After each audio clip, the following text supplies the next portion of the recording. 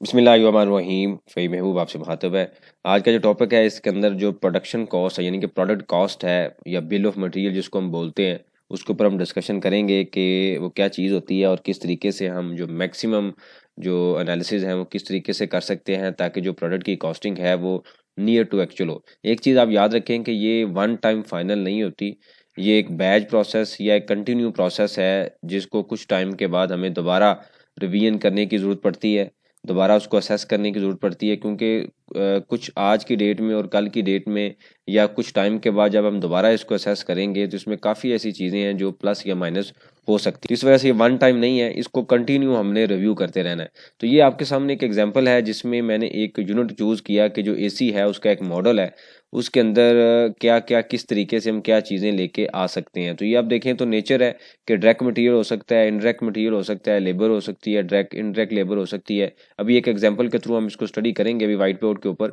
लेकिन अभी करने के बाद जो हमारे पास रिजल्ट निकलता है वो ये वाला है, वो इस फॉर्म में आएगा। उसके बाद हम ये देखें तो यहाँ पे हमने मटेरियल कोड लिखा, ये सिस्टम का आ सकता है, फिर हमने डिस्क्रिप्शन लिखी क्या चीज़ है, यूनिट ऑफ मेजरमेंट है और कंजम्पशन कितनी है एक एसी को बनाने की, रेट क्या है, उसके बाद इसकी वैल्यू क्या है। तो सब कुछ करने के बाद एनालिसिस करने के बाद हम ये कहते हैं कि 21,325 रुपीज़ अज्यूम हमने किया कि ये कॉस्ट है हमारे एसी को एक यूनिट को बनाने की। तो इसका मतलब ये हुआ है कि जब ये कॉस्ट फाइनल होगी उसके बाद हम प्रॉफिट इसके ऊपर डिसाइड करेंगे। लेट्स से हम ये कहते हैं हमारा 30% प्रॉफिट है, तो हम इसको 1.13 के साथ मल्टीप्लाई करें तो हमारा जो प्रॉफिट है यानी कि सेलिंग प्राइस है वो 27723 होगी और इसकी बेस पे हम जो है प्रॉफिट अपना वो कैलकुलेट करेंगे, यानी कि 27,000 माइनस 21 करें तो हम ये कहते हैं कि ये हमारा प्रॉफिट होगा। इसका मतलब ये हुआ कि जो कॉस्टिंग है इसका काफ़ी मेजर और इम्पोर्टेंट रोल है टू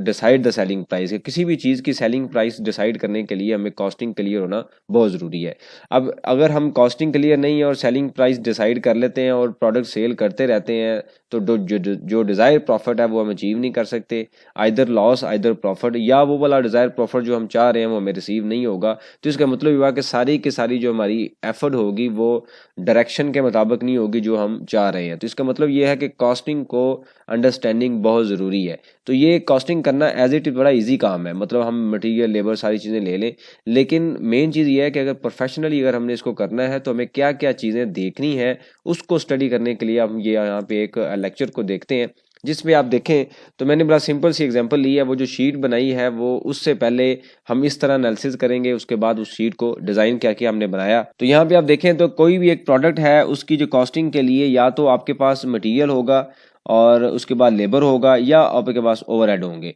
तो मटेरियल और जो लेबर है यहाँ पे अगर हम बात करें तो मटेरियल भी दो तरह का हो सकता है, डायरेक्ट मटेरियल है और उसके बाद इनडायरेक्ट मटेरियल है। इसी तरीके से जो लेबर है वो डायरेक्ट लेबर हो सकती है, इनडायरेक्ट लेबर हो सकती है और इसके बाद जो अदर एक्सपेंसेस हैं वो डायरेक्ट एक्सपेंस हो सकते हैं या अदर एक्सपेंस हो सकते हैं। अब एक एग्जांपल के थ्रू हम इसको स्टडी कर लेते हैं कि मटेरियल के अंदर कौन सी चीज़ें डायरेक्ट मटेरियल में शामिल है। तो डायरेक्ट मटेरियल में वो चीज़ आएगी कि जब रेडी फिनिश गुड आपके सामने पड़ी हुई है और आप उस प्रोडक्ट को देख के अज्यूम कर सकते हैं कि ये मटेरियल इसमें यूज़ हुआ है, तो हम उसको क्या बोलेंगे, डायरेक्ट मटेरियल। यानी कि हम बड़ी इजीली उसको आइडेंटिफाई कर सकते, जिसको हम इजीली आइडेंटिफाई कर लें वो हमारा क्या हो जाएगा, हम उसको कह देंगे कि कौन सा मटेरियल डायरेक्ट मटेरियल है। उसके बाद आता है जैसे एसी बनाने के लिए हमने कंप्रेसर यूज़ किया, उसकी बॉडी पे जो मटेरियल यूज़ हो रहा है, गैस यूज़ हो रही है, जो इजीली हम देख सकें कि ये इसकी एसेंशियल आइटम्स हैं, इसके बगैर ये प्रोडक्ट तैयार नहीं हो सकती, उसको हम क्या बोलेंगे, डायरेक्ट मटेरियल है। उसके बाद आता है इनडायरेक्ट मटेरियल। अब इनडायरेक्ट मटेरियल में क्या चीज़ें शामिल होती हैं जो बज़ाहिर हमें फिनिश फॉर्म में नज़र तो नहीं आती,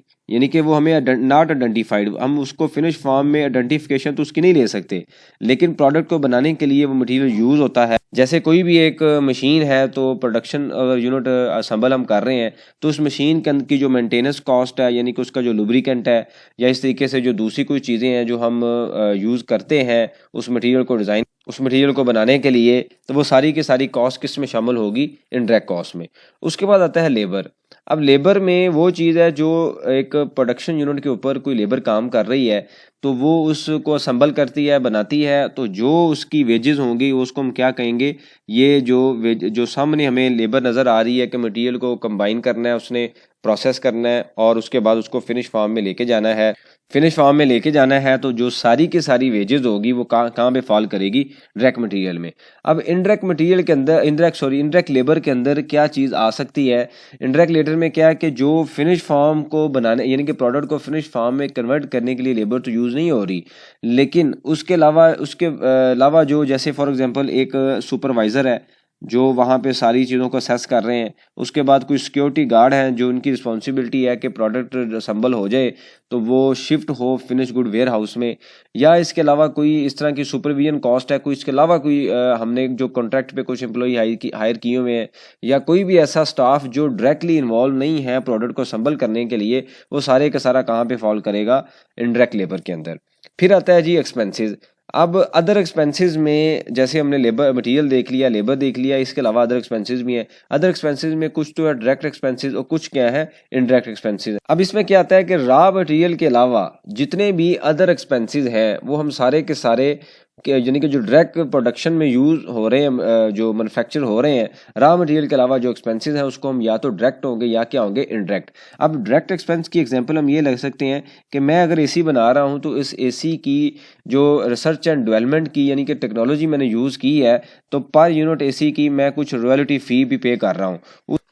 तो पर यूनिट जो रॉयल्टी फीस है जो हम पे कर रहे हैं, या हम आप कह सकते हैं कि कुछ डायरेक्ट जो एक्सपेंसेस में हम ये कह सकते हैं कुछ ट्रांसपोर्टेशन एक्सपेंसेस है, बनाने के बाद मैंने उसको डिलीवर भी करना है, कुछ ट्रैवल चार्जेस हैं, कुछ भी इस तरह के एक्सपेंसेस आते हैं, वो मटेरियल में तो नहीं शामिल, लेकिन वो वाले एक्सपेंस है जिसके बगैर मेरी जो प्रोडक्ट है वो फाइनली डिलीवर नहीं हो सकती, या रेडी टू यूज़ होने के बाद जब मैंने क्लाइंट को देनी है या कस्टमर को देनी है तो उसके लिए मेरे कुछ एक्सपेंसेस हैं जो मैंने इंकर करने हैं। अब आते हैं इनडायरेक्ट एक्सपेंसेस। अब इनडायरेक्ट एक्सपेंसेस में क्या है कि जिस फैक्ट्री के अंदर मैंने यूनिट बनाया है वो मैं रेंट पे ले सकता हूँ। उसके अलावा मैंने जो सारी जितनी भी मटेरियल है, ये जो प्रोडक्शन कॉस्ट है या जो प्रोडक्शन लाइन है, इसकी मैंने इंश्योरेंस करवाई हुई है। और उसके बाद है कुछ ऐसे प्रोविजनल टैक्सेस हैं, सेल टैक्स इनकम टैक्स की बात नहीं हो रही, कोई ऐसे प्रोविजनल टैक्सेस हैं जो मैं फैक्ट्री से रिलेटेड पे कर रहा हूँ, तो वो सारे के सारे क्या होंगे, इनडायरेक्ट एक्सपेंसेस में शामिल होंगे। अब एक चीज़ आप देखिए यहाँ पे जो बड़ी इंपॉर्टेंट है वो ये है कि डायरेक्ट जो मटेरियल है, उसके बाद जो डायरेक्ट इनडायरेक्ट लेबर है,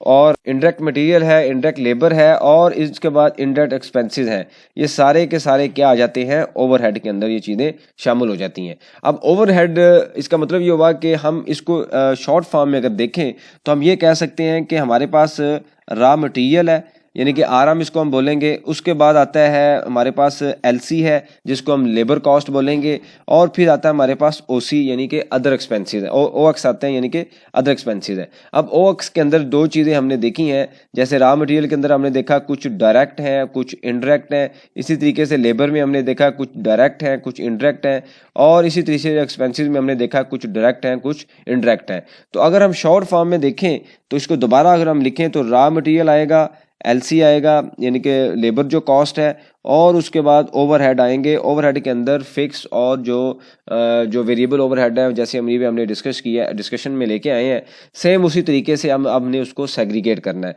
अगर मज़ीद हम इसको ओवरहेड को डिटेल में स्टडी करें तो हम ये कह सकते हैं कि ओवरहेड कितनी तरह के हैं, कुछ प्रोडक्शन से रिलेटेड है, और कुछ एडमिन से रिलेटेड है,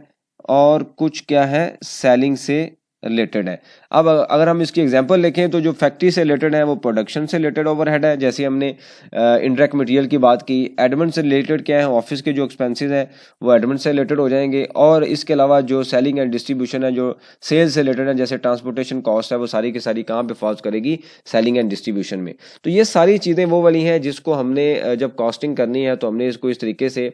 सारी चीज़ों को इस जो हमने चीज़ें स्टडी की हैं इस पिक्चर के अंदर सारी चीज़ें हमने फिट करनी है। तो जब हम ये सब कुछ कर लेंगे तो हमारे सामने इस तरीके से एक शीट हम डिज़ाइन कर लेंगे। कोई भी मॉडल है, प्रोडक्ट है, हम ये लिखेंगे कि उसकी नेचर क्या है, या तो डायरेक्ट होगा या इनडायरेक्ट होगा, यानी कि मटेरियल होगा, या डायरेक्ट लेबर होगा या इनडायरेक्ट लेबर होगी, इसी तरीके से डायरेक्ट एक्सपेंसेस होगा या इनडायरेक्ट एक्सपेंसेस होंगे। फिर हम आगे टाइप लिख रहे हैं, जैसे ये कॉस्ट है, उसके बाद ओवरहेड है, और